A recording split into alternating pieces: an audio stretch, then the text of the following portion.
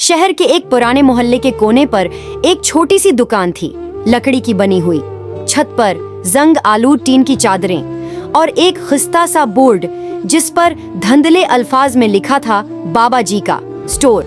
बाबा जी, जिनका असल नाम हाजी अब्दुर्रहमान था, इस मोहल्ले में 50 साल से दुकान चला रहे थे। उनकी उम्र अब इसी के करीब हो चुकी थी। सफेद दाढ़ी, कमजोर हाथ और आंखों में एक अजीब सी थकन, जैसे वक्त ने उनसे सब कुछ छीन लिया हो सिवाय इस दुकान के। एक दिन दिसंबर की सर्द शाम में एक नौजवान लड़का दुकान पर आया। जीन्स, जैकेट और कानों में ईयरफोन। उसने दुकान में झांका और कहा, बाबा जी, एक पॉपकॉर्न का पैकेट दे दें। बाबा जी ने मुस्कुराकर उसकी तरफ देखा और आहिस्ता आहिस्ता पॉपकॉर्न का पैकेट निकालकर मेज पर। बेटा, तुम यहाँ नए हो? पहले कभी देखा नहीं। लड़का मुस्कुराया। जी, मैं करीब ही यूनिवर्सिटी में पढ़ता हूँ। हॉस्टल के पास कोई अच्छी दुकान नहीं। किसी ने आपकी दुकान का बताया था। बाबा जी ने खुशी से सर हिलाया, जैसे किसी ने पुरानी यादें ताजा कर दी हूँ। पहले यहाँ बहुत रौनक होती थी।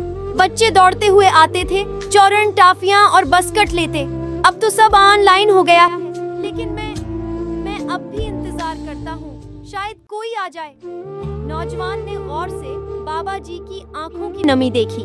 उसने कुछ लम्हे सोचा और फिर कहा, बाबा जी, मैं रोज आऊंगा।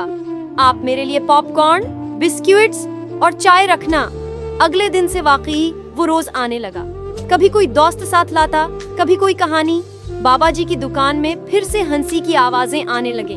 उनके चेहरे पर एक नई रोशनी आ गई। वो लड़का सिर्फ ग्राहक नहीं था, वो जैसे उनके बेटे की तरह हो गया था, जो अब उनके साथ चाय पर जिंदगी की बातें करता था। कुछ महीनों बाद लड़के की तालीम मुकम्मल हो गई।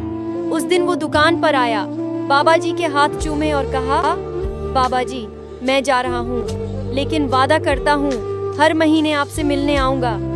बाबा जी की आंखें भर आईं। उन्होंने लड़के का हाथ थामा और आहिस्ता से कहा, बेटा, तुमने मुझे जीने की एक और वजह दी। मैं अब तन्हा हूँगा। नहीं हूँ। लड़का चला गया, लेकिन हर माह एक दिन जरूर आता। और बाबा जी वो रोज सुबह दुकान खोलते, मेज पर चाय रखते और लड़के का इंतजार करते, जैसे जिंदगी फिर से मुस्कुराने लगी।